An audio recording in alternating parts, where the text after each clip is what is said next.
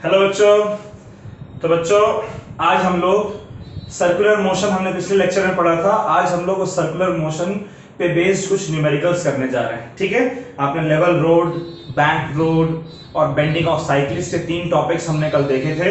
अगर आपने वो टॉपिक स्किप किया है तो प्लीज पहले वो टॉपिक का कॉन्सेप्ट सीख लें, उसके बाद फिर न्यूमेरिकल्स करेंगे तो आपको ज्यादा बेहतर तरीके से समझ में आएगा।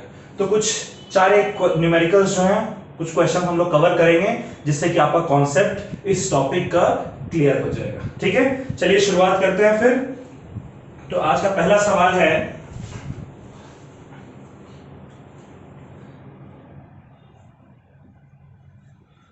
बच्चों ये क्वेश्चन देखते हैं हम लोग। ये क्वेश्चन है अ बेंड, आप क्वेश्चन मेरे साथ नोट करते चलें। A bend in a level road, a bend in a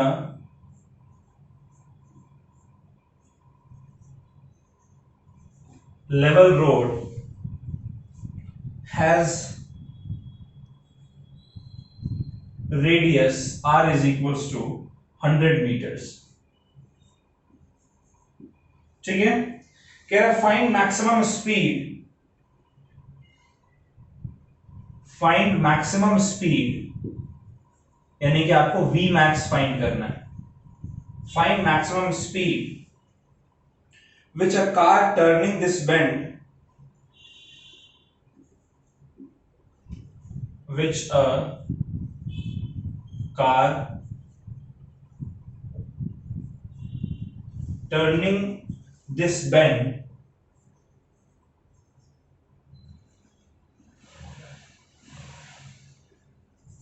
may have without skidding, may have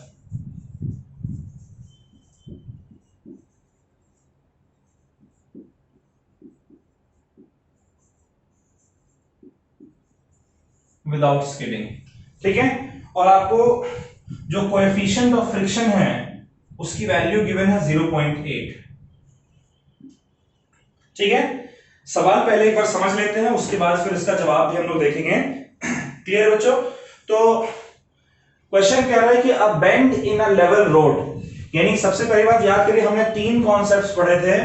एक कॉन्सेप्ट था कि bending on a level road, यानी कि आप बिल्कुल सीधे ही हैं, बस बेंड कर रहे हैं, ऐसे झुके हुए नहीं हैं, आप सीधे हैं और बेंड कर रहे हैं लेवल रोड पे। एक बेंडिंग ऑफ साइक्लिस्ट था कि लेवल रोड ही है लेकिन आप झुककर बेंड हो रहे हैं, है ना। और एक था बैंक रोड, जो पहले से ही बैंक रोड ऐसे झुका हुआ था, मतलब ऐसे मुड़ा हुआ था। तो ये 3 अलग अलग कॉन्सेप्ट्स हैं, इन तीनों अलग अलग कॉन्सेप्ट को आपको समझना है। ये कह रहा है a bend in a level road, यानी कि एक लेवल रोड है, उसमें कार को टर्न किया जा रहा है। तो कार की टर्निंग कैसे होगी भाई? इस तरीके से कार की टर्निंग होगी, है ना, बिल्कुल स्ट्रेट, बिल्कुल सीधा होकर इस तरीके से टर्निंग होगी, है ना। ऐसे टर्निंग तो नहीं होगी ऐसे टेढ़ा होकर, तो साइकिल की बेंडिंग है। तो a bend in a level road has radius 100 metre, यानी कि एक लेवल रोड आपको गिवन है, इसका सॉल्यूशन समझिएगा कि एक लेवल रोड आपको गिवन है, इसमें आप इस तरीके से एक सर्कुलर टर्न ले रहे हैं। ठीक है, अब इस सर्कुलर टर्न में आप कहीं यहां पर है, बात समझ आ रही है? इस सर्कुलर टर्न का जो रेडियस है, वो रेडियस आपको गिवन है 100 मीटर। कितना रेडियस गिवन है? 100 मीटर गिवन है। कह रहा है you have to find the maximum speed, आपको वी मैक्स फाइंड करना है। किस केस में? मैक्सिमम स्पीड आपको फाइंड करना है इस कार को बेंड करने के लिए, ताकि ये स्किड ना करे। और कोएफिशिएंट ऑफ फ्रिक्शन म्यू की वैल्यू 0.8 गिवन है। म्यू की वैल्यू कितनी गिवन है? 0.8। और आपको क्या फाइंड करना है बच्चों? आपको फाइंड करना है मैक्सिमम स्पीड। तो याद करिए, लेवल रोड पर जो कार की बेंडिंग होती है उसके लिए मैक्सिमम स्पीड हमने फाइंड किया था, उसका फॉर्मूला हमारा है, अगर आपको ध्यान होगा तो Vmax इज इक्वल्स टू क्या था बच्चों फॉर्मूला? एक लेवल रोड पर कार की टर्निंग होगी तो उस केस में हमने देखा था कि एक नीचे की तरफ ग्रेविटेशनल फोर्स है, ऊपर की तरफ नॉर्मल फोर्स है, Nmg के बराबर। और friction force static friction force है, जो कि इस कार के ऊपर सेंटर की तरफ फोर्स लगाकर इसको एक सर्कुलर पाथ में मूव कराता है। और वहां से हमने मैक्सिमम वेलोसिटी फाइंड किया था, square root of mu r g. ठीक है, जहां म्यू कोएफिशिएंट ऑफ फ्रिक्शन है,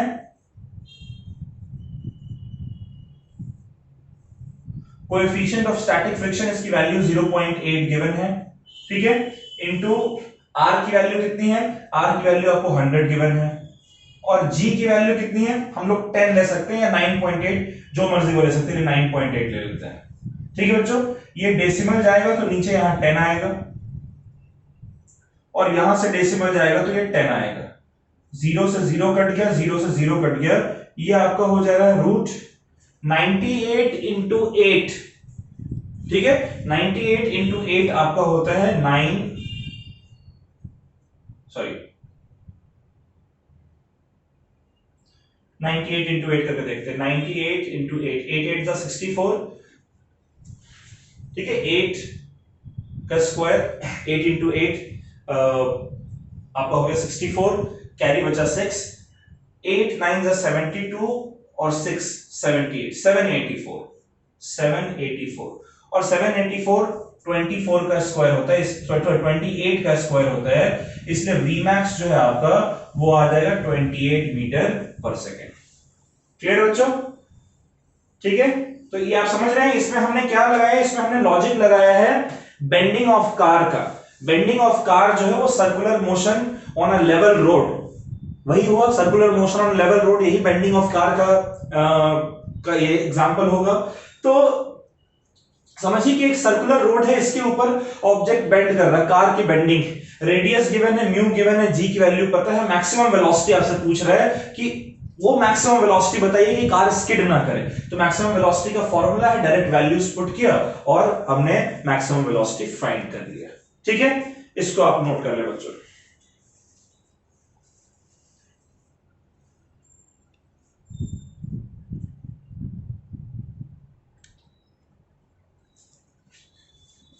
चलिए अगला सवाल देखते हैं बच्चों।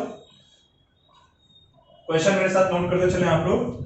कह रहा है a car of mass 1500 kg, a car of mass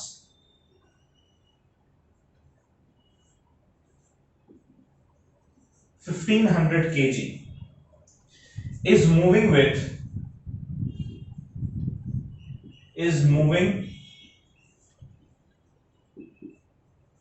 with speed 12.5 meter per second on a circular path, on a circular path of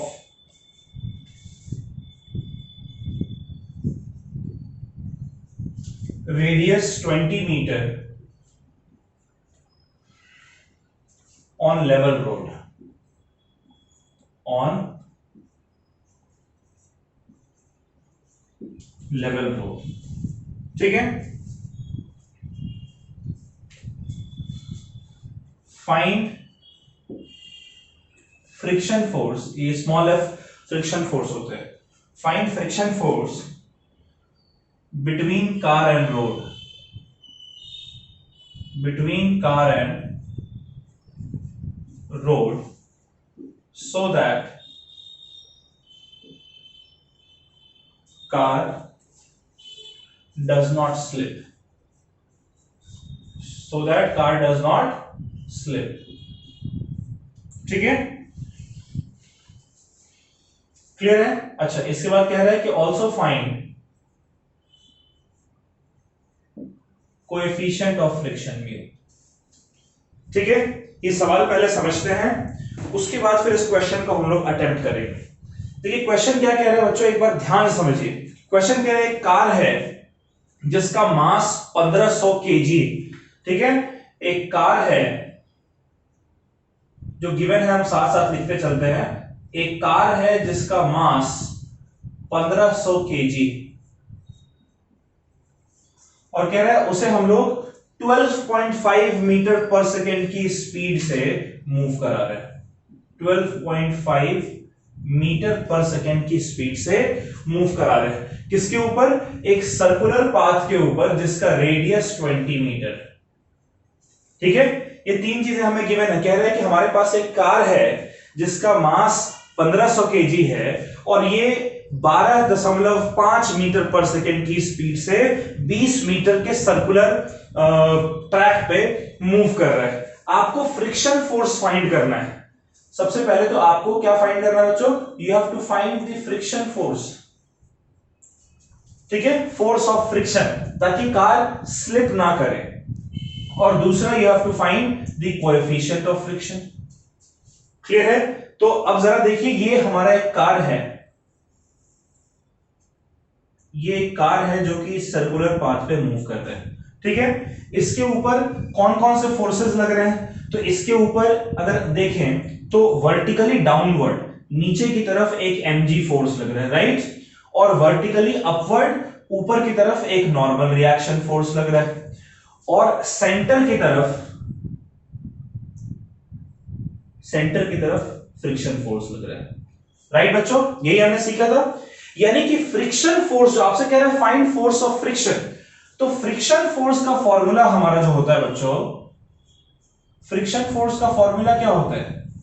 friction force का फॉर्मूला होता है F is less than equals to, लेकिन खैर यहां पर less than equal to नहीं, सिर्फ equal to find करना है। क्यों? कह रहा है कि find force, friction force between car and road so that car does not slip. यानी कि वो मैक्सिमम फ्रिक्शन फोर्स आपसे कह रहा है फाइंड करने को। तो F जो है वो म्यू इंटू एन के बराबर होता है, और N जो है वो mg के बराबर होता है, तो म्यू इंटू mg के बराबर होता है। अच्छा, m हमें पता है, g की वैल्यू हम जानते हैं, लेकिन म्यू की वैल्यू हमारे पास नहीं है। तो म्यू की वैल्यू अगर होता तब तो हम इस फॉर्मूले को लगाकर और फ्रिक्शन फोर्स निकाल लेते, लेकिन म्यू भी तो हमें फाइंड करने को कह रहा है। अब क्या करें? अब क्या फ्रिक्शन का कोई और फॉर्मूला आपको यहां पर नजर आ रहा है? मुझे एक फॉर्मूला नजर आ रहा है। मैं देख रहा हूं कि यार ये फ्रिक्शन फोर्स जो वो सेंटर की तरफ डायरेक्टेड है, और जो भी फोर्स सेंटर की तरफ डायरेक्टेड होता है वो फोर्स सेंट्रीपिटल फोर्स होता है, जिसका फॉर्मूला होता है mv²/r। अब मुझे बताइए, अगर इसको स्मॉल आर से लिख देते हैं, mv²/r। अब मुझे बताइए, मास गिवन है, स्पीड गिवन है, r गिवन है, क्या इस फॉर्मूले से हम लोग फाइंड आउट नहीं कर सकते कि फ्रिक्शन फोर्स कितना है? तो फ्रिक्शन फोर्स जो है बच्चों वो हमारा हो जाएगा m यानी कि 1500 इंटू v² यानी कि 12.5 इंटू 12.5 अपॉन रेडियस आपका 20, राइट? तो ये दो डेसिमल हटाएंगे तो नीचे 100 आ जाएगा। इस 100 को आप कट कर दीजिए, 15 जाएगा 3 टाइम्स, 20 जाएगा 4 टाइम्स, यानी कि जो फ्रिक्शन फोर्स की वैल्यू है वो आप समझिए 125 इंटू 125 इंटू 3 इंटू 125 हो गया आपका 375 इंटू 125 अपॉन 4। ठीक है, तो इसको मल्टीप्लाई कर लेंगे, 375 इंटू 125, ये हमारा कितना हो जाएगा? 5 5 जा 25, कैरी ओवर 2, 5 7 35, 2 37, कैरी ओवर 3, 5 3 जा 15 और 3 18। ठीक है, फिर 375 को 2 से करेंगे तो 750 हो जाएगा, और 375 को 1 से करेंगे तो 375 हो जाएगा। चलिए, 5 आ गया, ये 7 आ गया, ये 18 का 8 आ गया, ये 16 का 6 आ गया, और ये आपका 4 आ गया। अब इसको हमें किससे डिवाइड करना है? 4 से डिवाइड करना है। कितना आएगा? 4 1 जा 4, हट गया, फिर 4 1 जा 4, कैरी बचा 2, 28, 4 7 जा 28, फिर बचा 7, 4 1 जा 4, कैरी बचा 3, 3 5 35, यानी कि 4 8 जा 32, कैरी है 3, यानी कि अप्रोक्सीमेटली आपका 111718.5 न्यूटन, इतना फ्रिक्शन फोर्स जो है इसकी जरूरत है हमें, ताकि ये कार जो है आपका स्लिप ना करे। अच्छा, यही नहीं पूछ रहे, इसके बाद एक स्टेप और है इस क्वेश्चन का, और वो स्टेप है कि भैया बताओ कि म्यू की वैल्यू कितनी है। इस वाले फॉर्मूले को हम लोग यूज करते हैं। देखिए, हमारा एफ क्या है? Mu mg, right? तो म्यू क्या हो जाएगा? यहां से क्या म्यू हमारा हो जाना चाहिए एफ अपॉन एम जी, है ना बच्चों। एफ की वैल्यू हमारे पास है 11718.5 डिवाइडेड बाई एम हमारा है 1500 इंटू जी की वैल्यू चले ले लेते हैं 10, ठीक है। तो ये हमारा हो जाएगा 11718.5 upon 15 into 10 raise to the power -4। क्यों, ये 3 जीरो तो है, डेसिमल हटाए तो एक जीरो और है, 4 जीरो ऊपर 10 रेज टू -4। अब इसको जरा 5 से कट करते हैं, 5 से कट करेंगे तो 3 टाइम्स, डायरेक्ट 15 से कट करते हैं, तो 15 से कट करने पर ये कितना आ जाएगा, 117 को अगर कट करेंगे तो 7 टाइम्स हो जाएगा आपका 105, राइट। तो 12 बचा 121, यानी कि 8 टाइम्स आपका हो जाएगा 120, कैरी बचा 1, ठीक है। तो 1818 यानी कि 1 टाइम्स जाएगा, क्लियर है। 1 टाइम्स जाने पे कितना बचेगा 3, 35, फिर ये 2 टाइम्स जाएगा, डेसिमल 5 यानी कि 3 टाइम्स जाएगा। तो ये अगर 10⁻⁻4 से अगर हम डिवाइड कर दें तो ये आपका आ जाएगा 0.78, 2 डिजिट तक लिखते हैं 0.78 म्यू की वैल्यू है, ठीक है। कैलकुलेशन है तो आप खुद से भी कर सकते हैं, क्लियर बच्चों। तो हमने यहां पर देखा कि भाई जो फ्रिक्शन फोर्स है वो म्यू mg का फॉर्मूला हम यहां पर पुट नहीं कर सकते क्योंकि म्यू यहां पर नहीं गिवन है। तो ये चीज दिमाग में रखना है कि फ्रिक्शन फोर्स ही तो सेंट्रीपिटल फोर्स है, तो सेंट्रीपिटल फोर्स के इक्वल फ्रिक्शन फोर्स को रखकर हमने फॉर्मूला से, उस फॉर्मूले से हमने इस क्वेश्चन को सॉल्व किया है। इसको आप नोट कर लें, ध्यान से समझ के नोट करें बच्चों।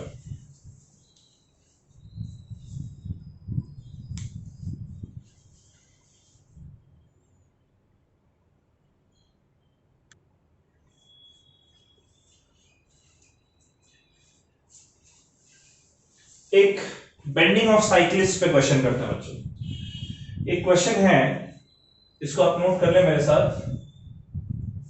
क्वेश्चन क्या है, calculate the angle through which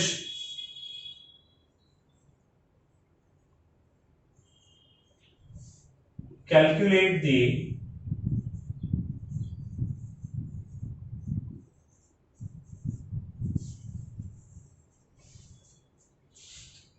the angle through which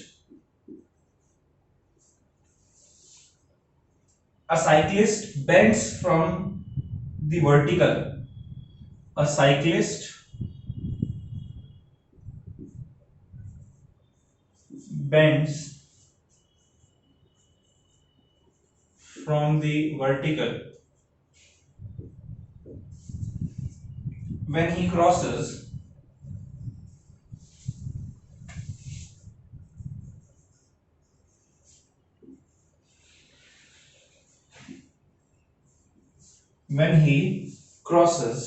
a circular path, when he crosses a circular path of 34.3 meter in circumference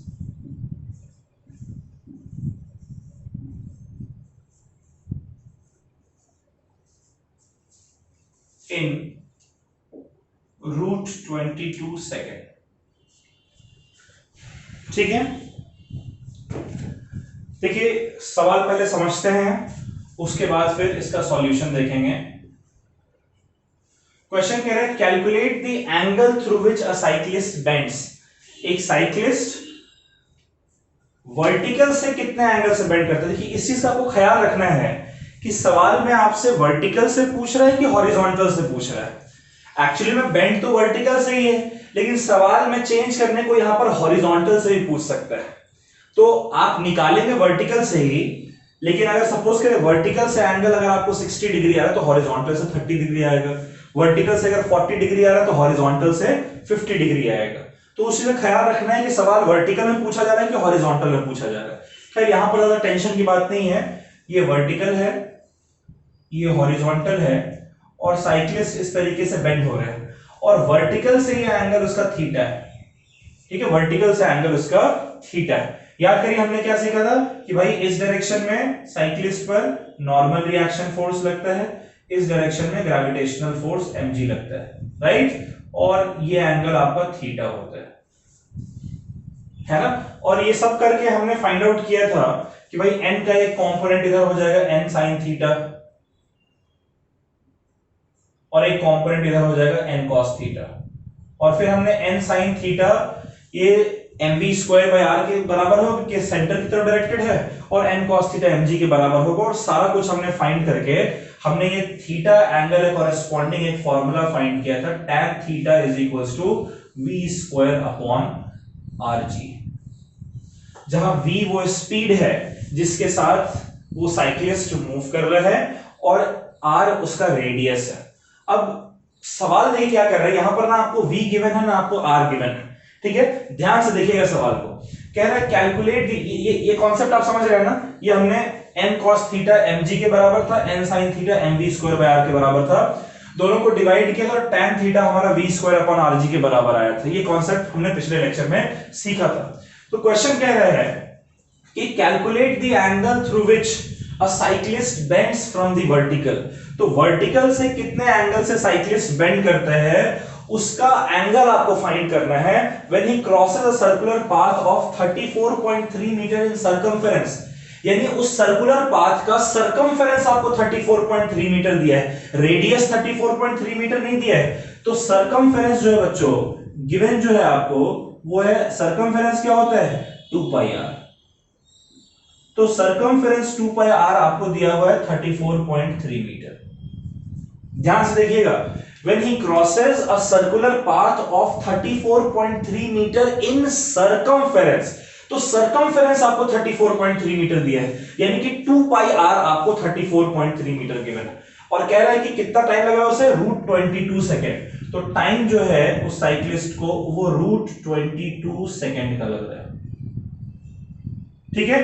अब भाई यहां पर क्या करें, एक तो हमें r चाहिए, ठीक है, चलिए इसको स्मॉल r लिख देते हैं, ठीक है,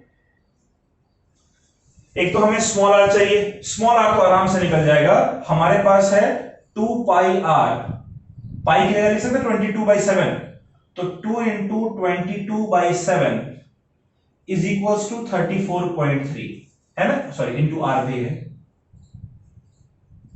तो यहां से r हमारा निकल कर आ जाएगा, r is equals to 34.3 into 7 upon 2 into 22, ठीक है। एक तो ये r हमारा निकल कर आ गया, दूसरा हमें क्या चाहिए g, तो चलिए हम 9.8 ले लेंगे, v की वैल्यू चाहिए हमें, स्पीड। तो स्पीड क्या होता है भाई, v हमारा स्पीड होता है इक्वल्स टू टोटल डिस्टेंस, यानी कि 2 पाई r। अगर एक कंप्लीट साइकिल के लिए देखें तो टोटल डिस्टेंस क्या है उसका सर्कमफेरेंस डिवाइडेड बाय उसका टाइम पीरियड, क्या टाइम लग रहा है √22, निकल जाएगा स्पीड। अब 2 पाई r की वैल्यू हमें गिवन है 34.3, यानी कि ये हमारा आ गया 34.3 अपॉन √22, है ना। ना हमें r गिवन था ना हमें v गिवन था, हमने r फाइंड कर लिया सर्कमफेरेंस से, और सर्कमफेरेंस हमें गिवन है, टाइम गिवन है, दोनों को डिवाइड करेंगे तो स्पीड निकल कर आ जाएगा, ठीक है। तो अब यहां से बच्चों, अब यहां से हम लोग फॉर्मूला पुट करके tan थीटा निकाल लेते हैं, ठीक है। tan थीटा जो कि हमारा v square by R G के बराबर है, तो v स्क्वायर किया क्या लिखेंगे 34.3 इंटू 34.3, 34.3 का स्क्वायर है ना, मतलब इसका स्क्वायर है तो ऊपर का स्क्वायर 2 बार, नीचे का भी 2 बार मल्टीप्लाई कर लेते हैं, √22 इंटू √22, ये हमारा v स्क्वायर आया, इंटू r की वैल्यू कितनी है, चलिए इसको हटाना पड़ेगा, इंटू ये सिर्फ v स्क्वायर है, अभी तक मैंने सिर्फ v स्क्वायर लिखा है, v हमारा इतना है तो 2 बार मल्टीप्लाई कर दिया हमने। अब नीचे है r की वैल्यू कितनी है 34.3 इंटू 7, 34.3 इंटू 7, और 2 इंटू 22 तो ऊपर चला जाएगा, हमारा हो जाएगा इंटू 2 इंटू 22, राइट। और फिर अब मैं g की वैल्यू लिख रहा हूं इंटू 9.8। अब देखिए √22 और √22 2 बार मल्टीप्लाई करेंगे तो ये 22 हो जाएगा, इसको मैं इकट्ठे 22 लिख रहा हूं, 22 से 22 कट गया, 34.3 ये एक 34.3 को कट कर देगा, ठीक है। अब अगर हम 7 की बात करें तो 7 से जरा इसको कट करके देखें, 7 7 4 जा 28, राइट, कैरी बचा 6, 6.3, 6.3 का मतलब क्या है, 7 into 9 होता है 63, तो यानी कि डेसिमल यहां पर आ जाएगा 4.9, राइट। अब ये डेसिमल और ये डेसिमल दोनों हट जाएंगे ना, तो 4.9 49 इंटू 2 होता है 98, और 2 ये कैंसिल आउट हो गए, यानी कि tan थीटा आपका रहा इक्वल्स टू 1। अब tan थीटा हमारा 1 के बराबर कब होता है बच्चों, जब थीटा हमारा 45 डिग्री के बराबर होता है, 45 डिग्री, और किसके रेस्पेक्ट में हम ये कैलकुलेट कर रहे हैं, 45 degree with vertical. Alright, clear है क्वेश्चन। चलिए इसको आप लोग नोट कर लीजिए, ये बिल्कुल ध्यान समझ के रखिएगा इसको, ये कॉन्सेप्ट आपका है, नोट कर ले बच्चों।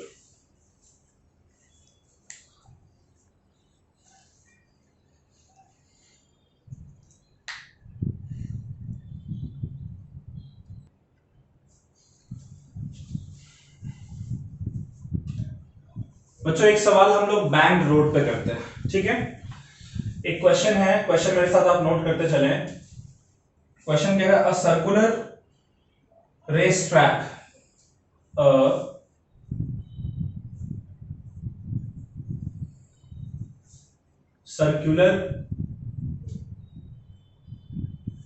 a circular race track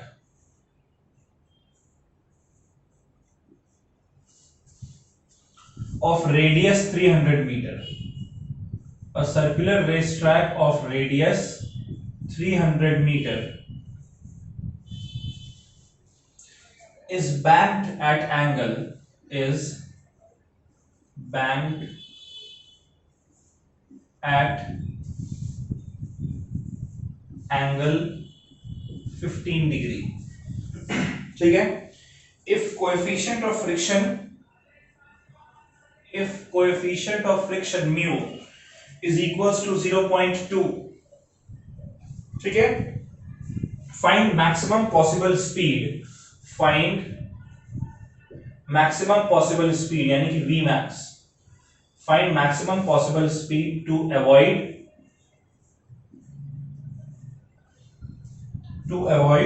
slipping,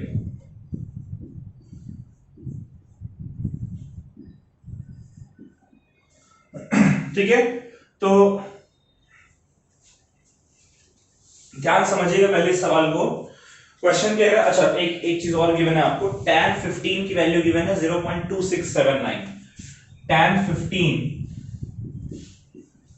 is equals to 0.2679, ठीक है। अब देखिए क्वेश्चन कह रहा है कि एक सर्कुलर रेस ट्रैक है जिसका रेडियस 300 मीटर, ठीक है। जो गिवन है उसको साथ साथ समझते चलते हैं। गिवन है हमें कि जो रेडियस है वो 300 मीटर, और कह रहे हैं कितने एंगल से ये उठा हुआ है, 15 डिग्री एंगल से उठा हुआ है। Theta is equal to 15 degree, और tan 15 आपको गिवन है 0.2679, ठीक है। क्वेश्चन कह रहा है कि एक सर्कुलर रेस ट्रैक है जिसका रेडियस 300 मीटर है, और वो रेस ट्रैक 15 डिग्री से उठा हुआ है, टिल्टेड है, ठीक है। और तब कह रहा है कि भाई अगर म्यू की वैल्यू 0.2 है, अगर म्यू की वैल्यू 0.2 है, so you have to find the maximum speed की स्लिपिंग जो है वो ना, you have to find Vmax। तो ये सिचुएशन कुछ इसी तरीके का हो गया जो हमने सीखा था कि भैया इस तरीके का एक ट्रैक है, और इसके ऊपर ये सर्कुलर रेस ट्रैक है जिसके ऊपर ये कार है, और ये जो एंगल है आपको 15 डिग्री गिवन, राइट। इसके ऊपर नीचे की तरफ एक mg फोर्स होता है, और परपेंडिकुलरली ऊपर की तरफ एक नॉर्मल रिएक्शन फोर्स होता है, और इधर फ्रिक्शन फोर्स होता है। यही 3 फोर्सेस लग रहे होते हैं। फिर हमने फ्रिक्शन फोर्स का एक कंपोनेंट इधर लिया था, और एक नॉर्मल रिएक्शन फोर्स का कंपोनेंट लिया था। नॉर्मल रिएक्शन फोर्स का दूसरा कंपोनेंट इस तरफ लिया था, फ्रिक्शन फोर्स का कंपोनेंट इस तरफ लिया था, याद है। और फिर हमने पूरा डायनेमिक्स लगाया था, और वो डायनेमिक्स लगाकर जो मैक्सिमम वेलोसिटी हमें मिली थी, अगर पिछले लेक्चर को आपने अटेंड किया है ध्यान से, तो आपको याद होगा Vmax का जो फॉर्मूला है वो हमारा निकल कर आया था root r g into mu plus tan theta upon 1 minus mu tan theta, right. यही फॉर्मूला था, root r g into mu plus tan theta upon 1 minus mu tan theta, ये मैक्सिमम स्पीड। और इस मैक्सिमम स्पीड को निकालने के लिए बच्चों अगर हम सारी वैल्यूज को अगर पुट करते हैं तो ये हमारा क्या हो जाएगा, रूट आर की वैल्यू कितनी गिवन है आपको 300 मीटर इंटू जी की वैल्यू गिवन है 9.8, ठीक है। फिर into mu plus tan theta, mu यानी कि 0.2 plus 0.2679 upon 1 minus 0.2 into 0.2679, right. अब इसको अगर आप सॉल्व करेंगे तो मैं आपको डायरेक्ट आंसर लिख के बता दे रहा हूं, या फिर देखिए थोड़ा बहुत सॉल्व कर लेते हैं। 300 इंटू 9.8, डेसिमल हटाइए 10 आ जाएगा, ये एक जीरो कट गया।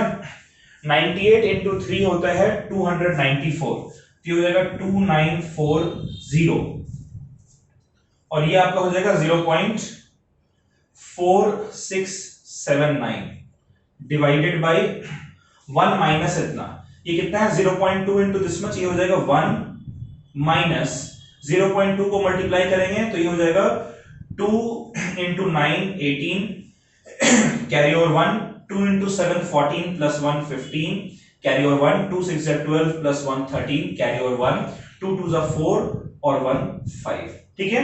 और 1 2 3 4 और एक 5, 1 2 3 4 5, यानी कि पॉइंट आप सब्ट्रैक्ट कर लीजिए, इसको 1 में से इतना जाएगा तो 0.9 समथिंग आपका निकल कर आएगा, ठीक है। तो कितना आ जाएगा, ये 0.9 समथिंग निकल कर आएगा, तो आप ये सब्ट्रैक्ट कर लीजिएगा।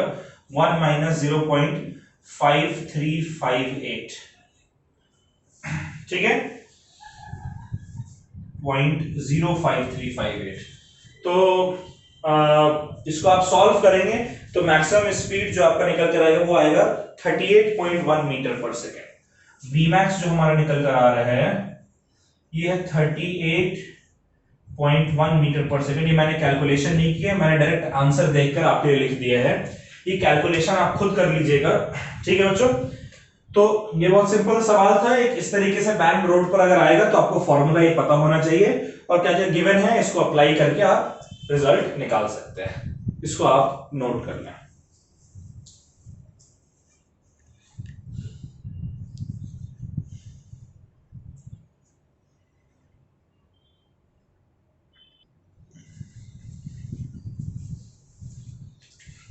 बच्चों आई होप आपने नोट कर लिए हैं और आपको समझ भी आया होगा, मैं उम्मीद करता हूं। देखिए ये चैप्टर हमने अब कंप्लीट कर लिया है, आप अपने एंड से बहुत अच्छे से कॉन्सेप्ट को पढ़ें, पहले कॉन्सेप्ट पर बहुत अच्छे से फोकस करें और एक बार जब कॉन्सेप्ट क्लियर होगा उसके बाद फिर न्यूमेरिकल्स करें और ज्यादा से ज्यादा न्यूमेरिकल्स भी करिएगा, ज्यादा से ज्यादा थ्योरी भी पढ़िएगा और अच्छे से कॉन्सेप्ट को क्लियर करिए। ये सारे बहुत इंपॉर्टेंट चैप्टर्स हैं। अब अगला चैप्टर जो हम स्टार्ट करने जा रहे हैं वो हमारा होगा work energy and power, chapter number 6। तब तक आप इस चैप्टर को अपनी पूरी तैयारी कर लीजिए ताकि जब आप चैप्टर नंबर 6 पे जाए तो कंप्लीटली चैप्टर नंबर 6 पे फोकस कर सके। चलिए बच्चों, मिलते हैं अगले लेक्चर में नए चैप्टर के साथ। तब तक के लिए बाय बाय, टेक केयर और ढेर सारी पढ़ाई करिएगा, थ्योरी अच्छे से करिएगा, फिर न्यूमेरिकल्स। बाय।